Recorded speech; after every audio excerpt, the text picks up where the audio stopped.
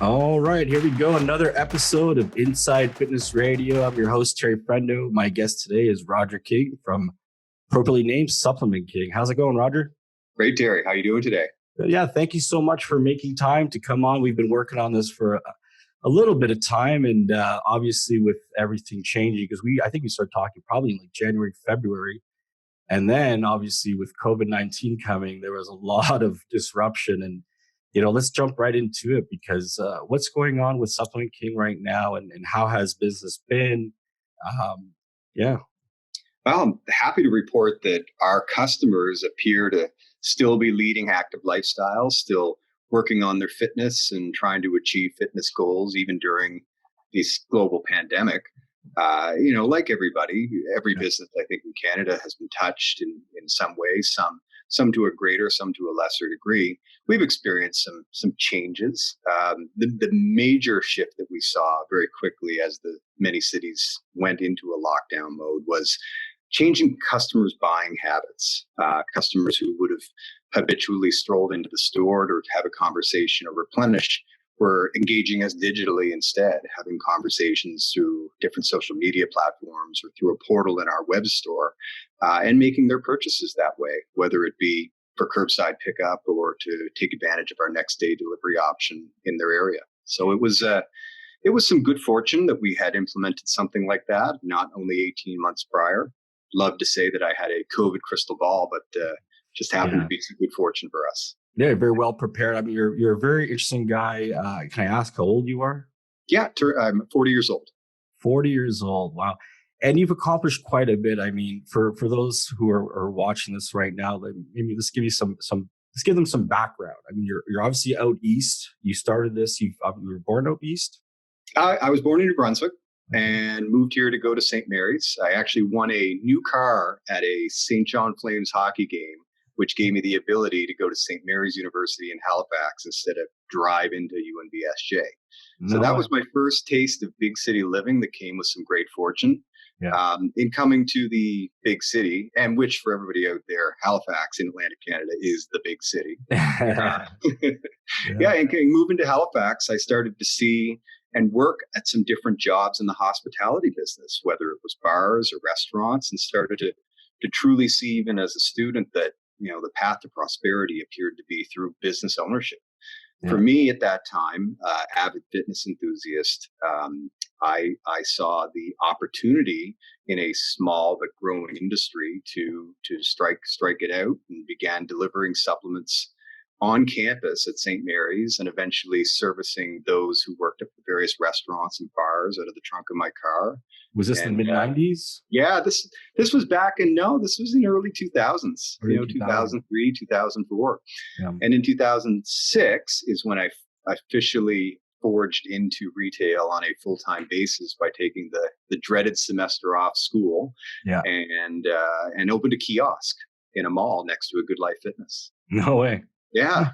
You really start. I mean, I've been to Supplement King. I've seen the store. I've seen you guys grow over the years. I didn't know that's how it started. Really, that's pretty crazy. So you started a kiosk, and then you just started. How did you get the products? Because you're going up against. I mean, there's Popeyes, GNC, there, and you're talking about 2000. You said 2000. Yeah, mid 2000s. So it's called 2006. Yeah, I started the magazine 2006, and at that time we worked with GNC. There was some pretty big players. Yeah. And so how did you, I mean, and you're out east, I mean, and let's be honest, out east, it must be a challenge in itself, because the vendors, a lot of people who do business are going to be in Toronto, Montreal, Vancouver. There's probably not that many guys, if any, who are out east. That's right. No, you're right. You know what? They were and are still formidable competitors. The secret to the success I had then was my expense profile. So in setting up adjacent to a high volume fitness center with just myself basically as the full-time labor out of the gate, and rent of under $600 a month, I had a few aha moments during those years I spent sitting in the middle of a mall, having everybody walk by me from all walks of life. And one of them was the customer wasn't who I expected it to be. When I opened that store, this was back when supplements were very much a niche product. Bodybuilders and athletes were supplement consumers. Yeah. Slowly but surely, I started getting more and more mainstream audience. Yeah. So as that happened, I kind of realized that the supplement industry was making a shift to mainstream. And I'm sure you've seen it happen from the inception of Oh, Inside Fitness to today. yeah. I mean, I totally, when I started the magazine, I was going to call it like Inside Muscle, or Yes. basically it was more the muscle side of it. But I made a very conscious decision at that time going, fitness is going to be the future. Bodybuilding is what was driving supplements. A lot of the customers at the time, outside of probably Optimum Nutrition, guys like Allmax started to pick up, and they were very much bodybuilding, and every bodybuilder was getting sponsored. Ronnie Coleman was selling, supplements. Everyone was following that.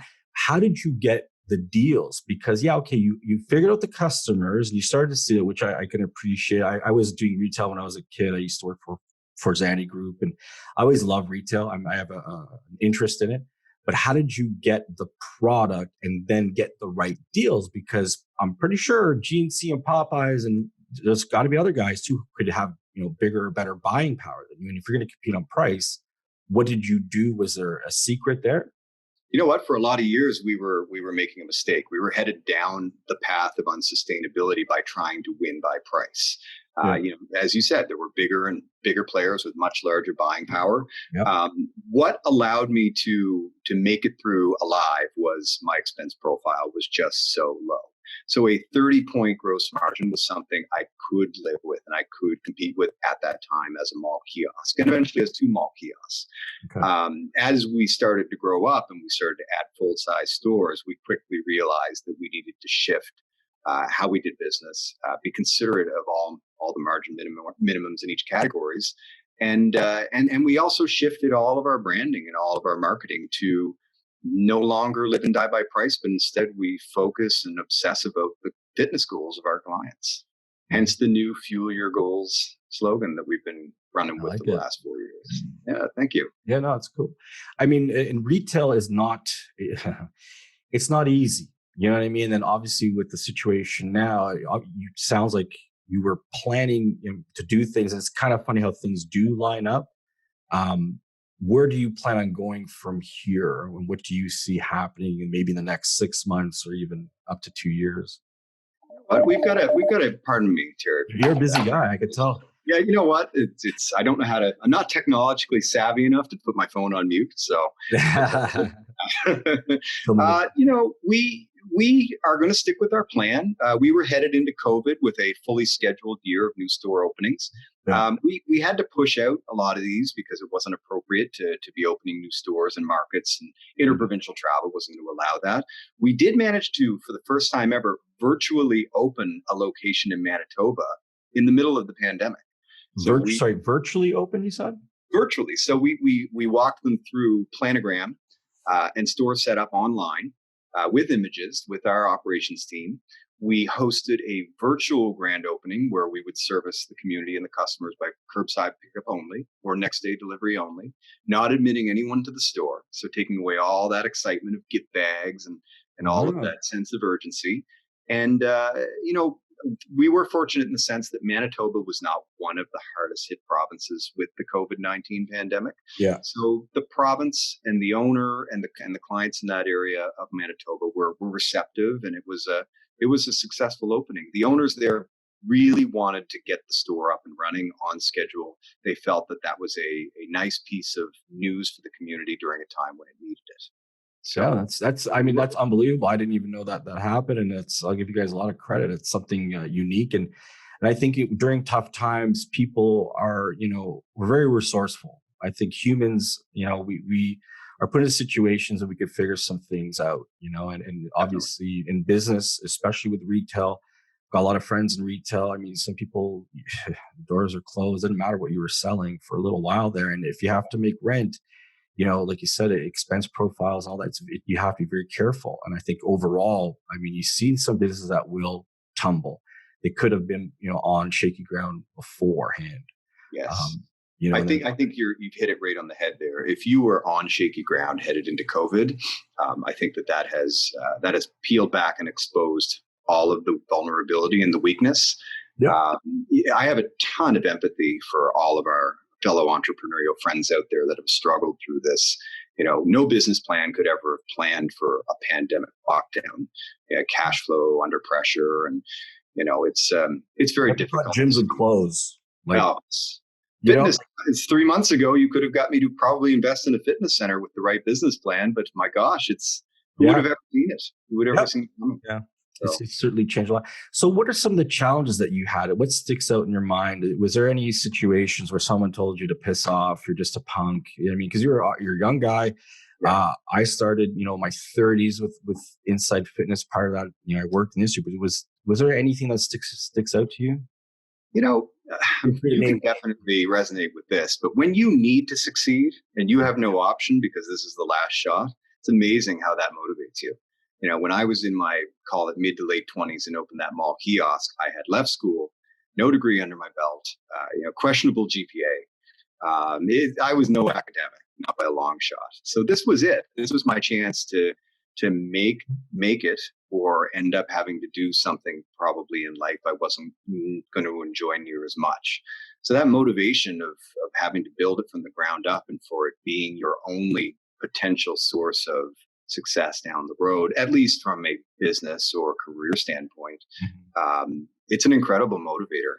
And yes, we've heard it in our years of growing. We've had pushback from certain vendors early on that didn't necessarily want to support us due to strong relationships they have with other retailers that were larger and more established. But we've always strived and continue to strive to be that retailer that they want to do business with. Yeah. Because we're easy to work with. We're open to both sides being successful in every deal.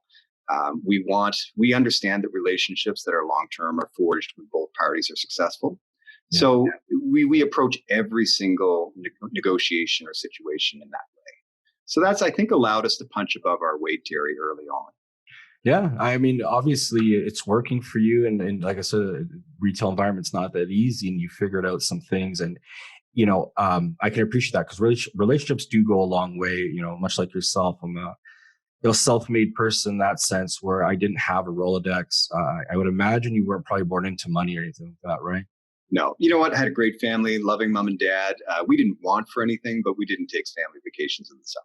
So yeah, but is there a part of you that's motivated by, like, and I just say it in this sense, but I mean, people who want to see you fail, like money. I like money. I enjoy making money, but I did discover over the years, sometimes a little bit more pep in my step. If I feel that, oh, you know what, this guy can't do it. Like, you can't do it. I'm pretty sure there may have been some moments. Do you find that sometimes that's going to be like an underlying motivation? Yeah. If I think back in the early days when we were really cutting our teeth and, call it 15, 20 locations, yeah, there were still many naysayers, and that was a pretty strong motivator at that point. Now, the biggest motivator for me is to help our licensees find success in their business. Yeah. When they succeed, ultimately we succeed. And for them to succeed, our customers need to choose us. So we need to obsess over their fitness goals and helping them reach them, and giving them the information and offering the products that are fit for that. And I don't want to sound too salesy, but really it all is a connected chain. Yeah. And in today's digital age, where your competitor is 3 mouse clicks away, that connection to your client has never been more true. Yeah, no, I totally agree with you. How many locations are there right now? We're 56 today, and we've got a new location opening every month from August right through to February or March 2021. So we've got a pretty full pipeline. Oh, congrats, 56. Yeah. And how they're all licensed stores, or? They are. We own a few corporately. And there's an ebb and a flow with that. If we find a location, we have a leasing director in-house, and if he finds a location that fits our criteria and it's a home run and we don't yet have an operator, sometimes we'll take that on corporately and eventually sell that out to either an existing operator or a new one. And what's exciting for me on the business side, because that's kind of my neck of the business, is the site selection and the operator selection, yeah, is that 50% of our new locations or more are with existing operators every year now. So we are now up to 4 and 5 locations with certain operators within our group, and they've sunk their teeth into the program, found success, and now they're able to replicate that successfully. That's awesome. Yeah, I guess when you create a win-win situation, like it sounds like, if you're going to make money, everyone's going to make money. I always say that, you know what I mean? I deal with a lot of, Yeah, and I deal with the same vendors and the customers. I mean, at the end of the day, I think integrity is a big part of what we're doing here, and being, yes, Canadians supporting. One thing I really do want to push to people, and I've done business all over the world, and it's if you can support your own, especially times like this now, I think it'd be great. There's lots of different Canadian brands, different Canadian retailers. I think it's key, and hopefully more Canadians recognize that. And you guys you're coast to coast, right? You've got 56 that's right. We're in every province except for Quebec for the time being. for the time being. So yeah, but our ecom next day delivery reach is literally 90% of Canada. So we can service from our store locations next day to almost any mailbox in the country. Wow. Oh wow, it's really, yeah. You're one step ahead of the game. And I was talking to someone earlier today about retail and where it's going to go. And we have a lot of different. I talked to a lot of vendors. I'm sure you speak to a lot of these guys too, and they were convinced, and oh, it's retail is done and bricks and mortar is done. I said, listen, I'm certainly you're gonna see shakeups. I go, but I firmly believe in the experience. I used to work for Muscle Egg, like I mentioned earlier, and we used to have stores, and they were pretty crazy stores. I mean, as far as the experience was really cool, but the guy had a ton of money and just blew a lot of it. It wasn't financially the right thing, but I did see that. Like I do feel that if I'm going to go buy a protein or something like that, yes, I may just go to maybe an Amazon or go somewhere online because it's easy to get and it could be, but I do feel people want to be educated. They want to talk to someone, and they want the experience. I mean, to go into a supplement store is not just go in there and buying. I go into different stores all the time, just looking around, and I listen to the conversations. And you're right about the customer. Coming from a bodybuilding background back in the day, and most of the guys who consumed this were like big jacked up guys, and they'd be the guys coming there telling you what they what they should have. But I find and a lot of pills when I was younger, I remember my dad questioning me, thinking I was taking steroids or something because there was amino acid pills. I'm like, no, these are just these amino acids is nothing. I bought this from Square One. But yeah, so where I'm going with this one is essentially the experience. And I've been into some of the stores, and I first and foremost I saw a lot of brand exposure. So I see that part of it. So when I walk in, was this a very conscious decision to do this? Was it something like, hey, you know what, we can really put the brands out there, people, because typically you don't see that much. But I mean, what was the reasoning behind that? Or Yeah, we as part of our early on strategy and relationship building with these brands is we wanted to, when we list a brand, showcase the majority of its SKUs. Now, of course, it's not financially feasible to showcase every product from every brand. I mean, we're only going to sell X number of ZMA every month. We can't have 18 different ZMAs on our shelf from coast to coast. yeah, So showcasing the majority of the marquee SKUs of each of the brands was one of the ways that we would warm up to them, because some retailers, and some of them the large ones and some of them the small ones, would choose to just cherry pick the winning SKUs, and that would be it. So that did definitely curry us some favor early on. yeah, The other thing that we're also careful to do is we protect the brands that we carry in the sense that we know we're going to sell X number of bottles of Isolate 5 pound a month. Our data tells us this. So there's no sense in having more than 18 brands in that size Isolate, because at a certain point, we're just going to do no numbers with anybody. So mhm, we might as well channel all of the business into 18 different brands. So we're going to hit appropriate figures with everyone, and we have a leg to stand on when we want to go talk to them about a deal. I think that one of the things that we've done very well from coast to coast is the shelf consistency from BC to Newfoundland yeah, is very good. It's not completely identical. There's about a 5% gap for regional preference. But for the most part, it's a consistent consumer experience from coast to coast. And that also allows us to very effectively steer our flyer program in that way. We are able to put a deal up, know and forecast based on history, based on units on hand from coast to coast, how much we're going to sell through over the next 30 days, yeah. and come up with very reliable forecasts for that brand when we do buy-ins. So that's been, I think, something that we've done well, and it also is goes hand in hand with the fact that our POS system is live connected to every location, so that we can truly see live data at all times. Oh wow, yeah, very cool. I mean, yeah, you're taking advantage of technology, and this is key, And Yeah. I was talking to someone too about retail, and it's almost going to be in some cases where it's like technology will win, like in the pizza game. Domino's is doing well because they have a great app. They know how to if you tweet a pizza emoji, it will deliver, and they figured it out. And then I think sometimes that's key, because at the end of the day, pizza is pizza. You have different flavors, all that. But if you sort of can get things out there to people, make it easy for them, and they see it, it makes sense. And I like your approach. I mean, you've what are some of the brands that I mean, I talk about trends, but what kind of products right now have you seen are taking off? What are people buying? Canadians, so it's funny, we have this conversation with the different distributors and the different brands who do business, not only in Canada, but internationally. Canada is very isolate heavy. Whereas if you go down just to the States, I'm told that blended ways are still the number one seller by a long shot. Mm. There's a very big difference there. In Canada, our consumer tends to choose isolate more and more as the years go by, whereas that blend category is big stateside. Pre-workouts seem to be very, very strong across the board. In our stores, pre-workouts, BCAAs, and protein, and I'm sure that would be the same for our competitors, are your top three categories.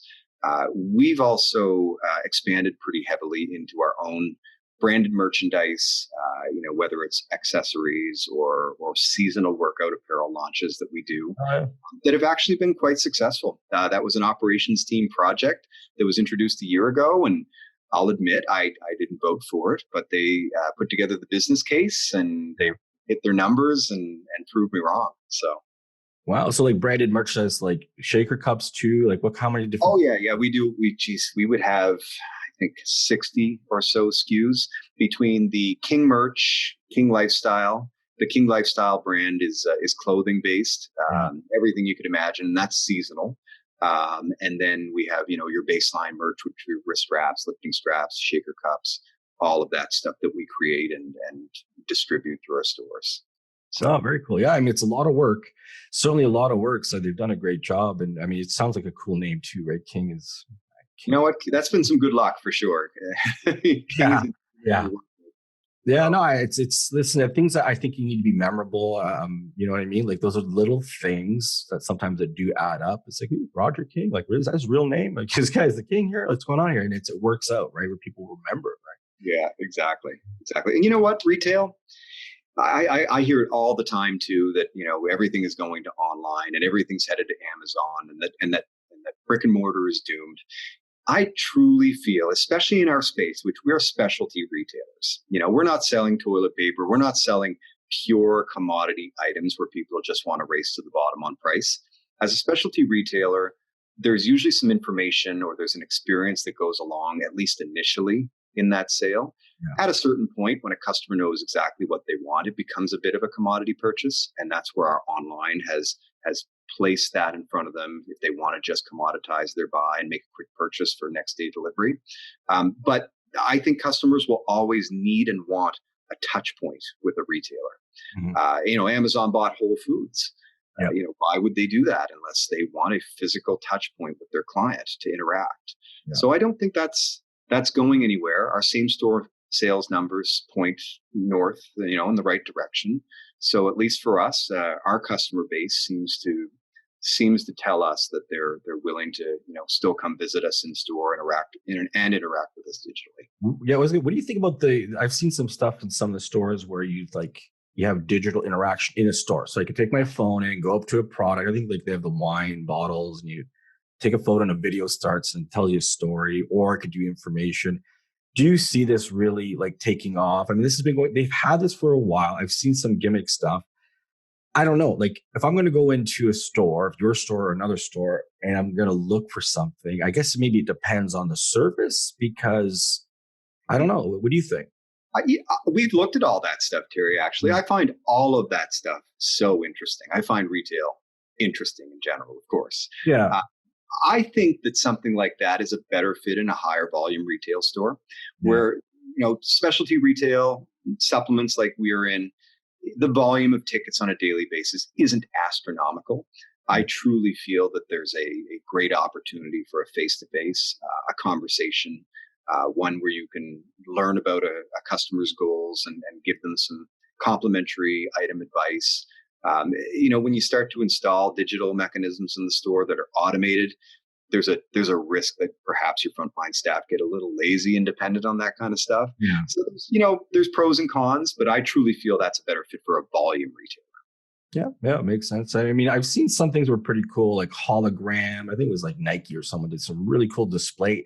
So it catches your attention when you're in the store. Right. And if you ever go to like Nike towns or different types of shops, obviously they can afford to do it or they have some setups, which isn't bad. So I do think there is some benefits. Sometimes you can maybe have a resource for someone to flip through, some stuff like that. But I think overall, and I do, you know what I mean? People do want to talk to people. I find there's a difference when I go into a store in the United States, if it's a vitamin shop or whatever it is, pretty much any retail store. I go to Vegas a lot.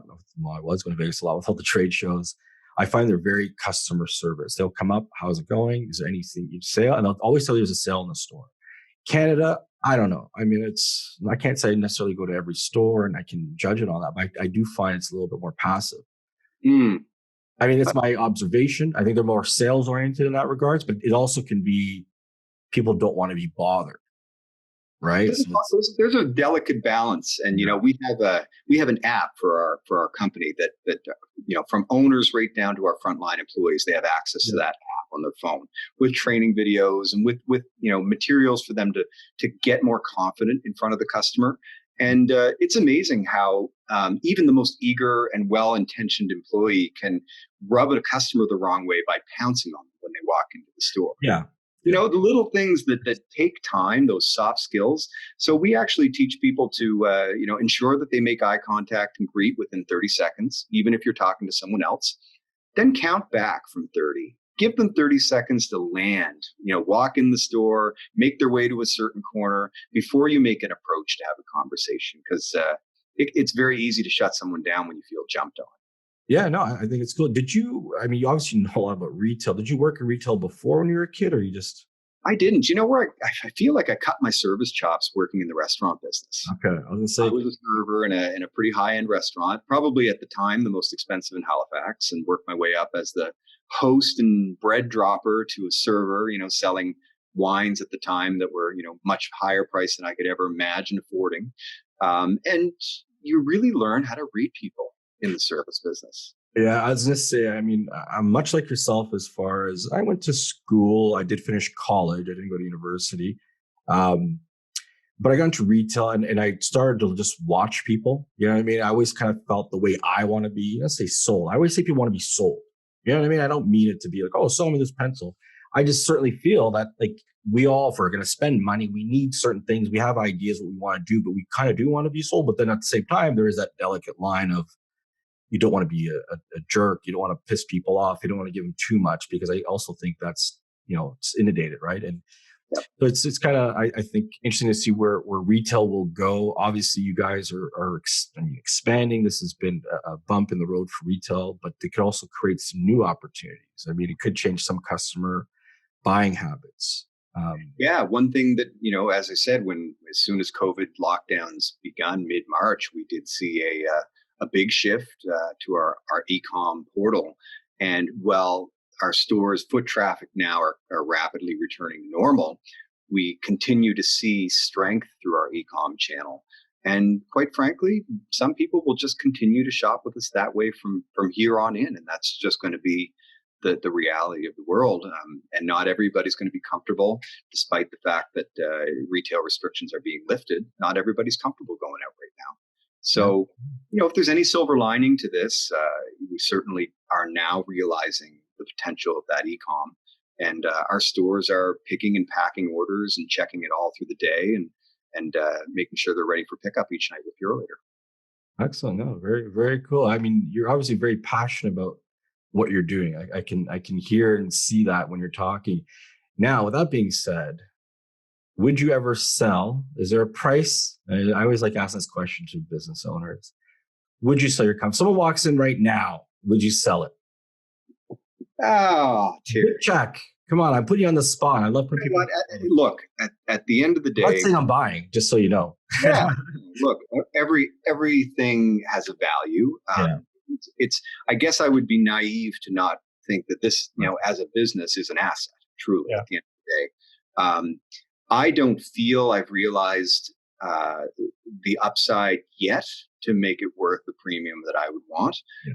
And funny enough, we have had a few unsolicited offers over the past couple of years here. Well, I That, mean, young guy yeah. from the East Coast, and I think for anyone from the States watching, and not to knock the East Coast, so I've been out there and I love the East Coast, but it's a lot different to do business. I could only imagine. Yes, we got phones and text messages, but I literally can jump in my car from where I live. I got Muscle Tech right down the road from me, and all these guys. It's a lot easier to build these relationships. It's remarkable that you're that good at relationships. I must say, I've learned that today, that you can build these things and harness it. And I also get the feeling too that your licensees, it can't be easy when you're dealing with so much politics with any business. I always tell people it doesn't matter. I got people who think I'm an asshole, and it just because I had to do a business thing, whatever, things are going to happen. And in your case, you're balancing all the customers, your vendors. How about the politics? Did you ever get caught up into the politics, or you just kind of like forget it? I'm just going to focus on what we're doing here. Listen, I'm an unelected politician. That's the job here that I'm in for sure. I accepted a long time ago that within a network like ours, where you have franchisees or licensees, nobody's ever going to like everything that you do. Nobody's ever going to necessarily like you personally at some times. Some people take things very personally. That said, I think we have a great cohesive team. Probably, I'd say, better than most systems like ours, Yeah. because we're growing and we're having success. But you're never going to please everybody. The one thing I can always sleep well at night in doing and in saying and explaining to all of our licensees is that everything that we do is data driven. We have the access to every single store's inventory live from coast to coast. Every dollar of revenue they do every single day, we see it every morning. We examine everything to ensure everybody's hitting their margin minimums that we expect in their business, and help them when they aren't. If we make a decision to go with plan A versus plan B, well, those decisions are all data based. They may not agree with it, but they don't get to see the data from coast to coast that led us to that conclusion. So that is what helps me to sleep well with everything that we do, is that it's always data driven and it's never personal, and it's very seldom gut feel. I like that. I mean, it's definitely an approach. Are you inspired by Walmart, or is there any retail inspiration, where you like looked at their model, go, damn, that's pretty, freaking cool. You know what? That was Let's look right at our own industry. I am very. I found inspiration early on in Bernie with his Popeyes network. He grew coast to coast, at a what stood time when out. What stood out? What stood out with Popeyes? he was the first to go coast to coast, and did it as a one individual entrepreneur, not as a publicly traded entity or Yeah, anything along those lines. He started out from scratch and had great success, continues to have success. yeah, And all I thought when we started to grow was, we can do this same business a little bit differently.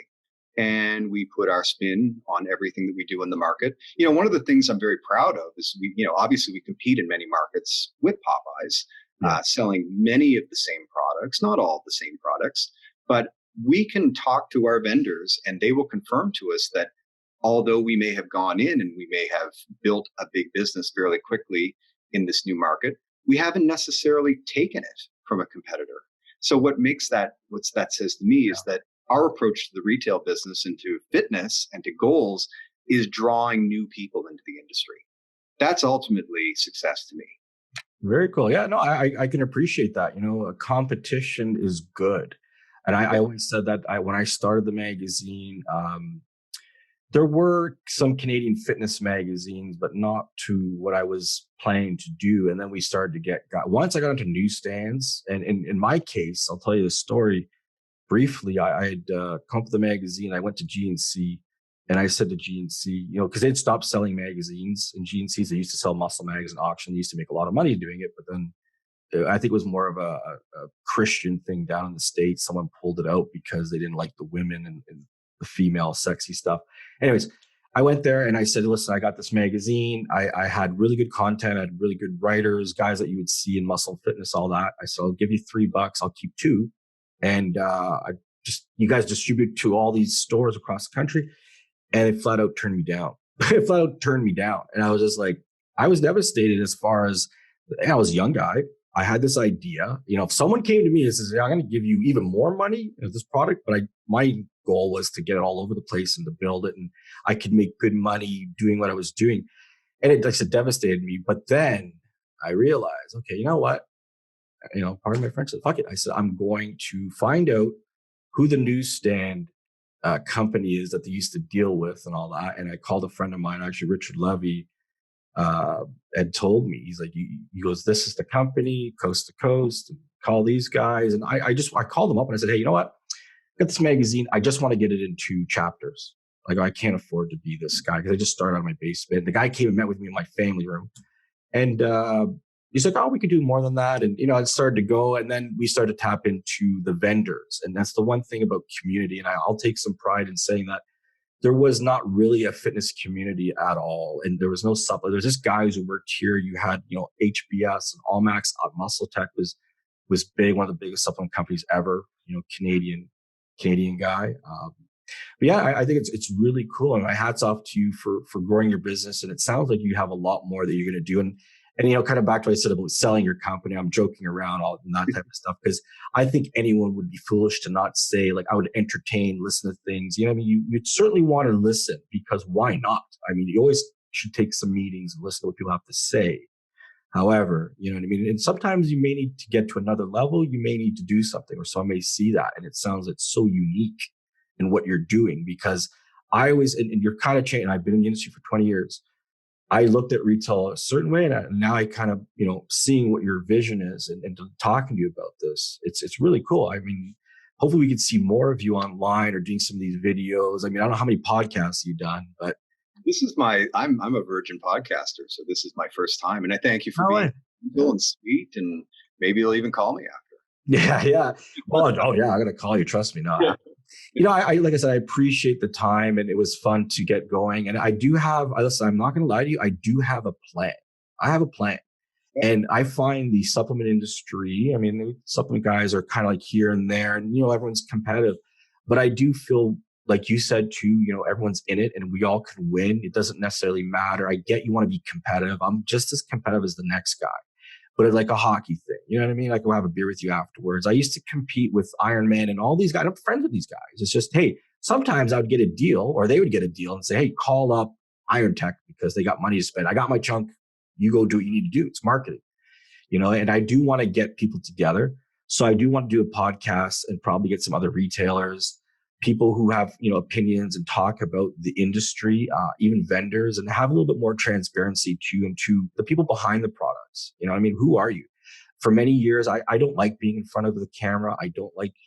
I'm like more of a behind the scenes guy, but I got more comfortable. And hopefully you start a podcast or you do something, because I'm telling you, it sounds like, you definitely have this passion, and people need that, and the younger people, let's be honest. I got 2 kids. One of my oldest is 16. I'm lame to her, but there's other kids who look at it and go, wow, this guy's doing something. Or in your case, so it's good to give back, and if you can, I strongly suggest. I Good did call to not just, action, Gary. Good call to action, because much like yourself, I'm very, very happy sitting in the background and helping our team make decisions about direction, and letting our store performers be front and center in the community. And good call to action. I'll definitely chew on that. think about it. I'm telling you, I mean, I get it, and we get busy with our lives. It's hard to get podcasts together sometimes, but, I've Yeah. seen some people do it. I just think you'd be great at it. And like I said, the inspiration, and I'd like to learn more, and I think there's a lot of people out there who just want to learn. I may not open a store, but it's like I always say this is training. This is my thing with training. It's like, I met this NFL guy, and he was doing like kickboxing and shit. And I'm like, what? And what do you mean? Why are you doing this training? He's like, no, this is good for my movements.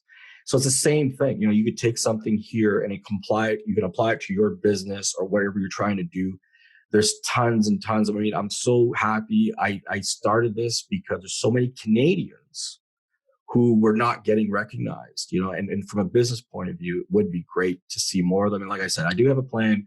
So I will hit you up and say, hey, can we do a podcast with a couple of people, have some, some think tanks, stuff like that. I mean, education and informing people in an entertaining way would be fantastic. So That's awesome. Well, Terry, you've been an industry legend for many, many years, and you definitely are the glue that holds the industry together here in Canada. well, And thanks, man. Inside Fitness is Canada's fitness magazine, and I look forward to more interaction. Thank you. Yeah, I appreciate it.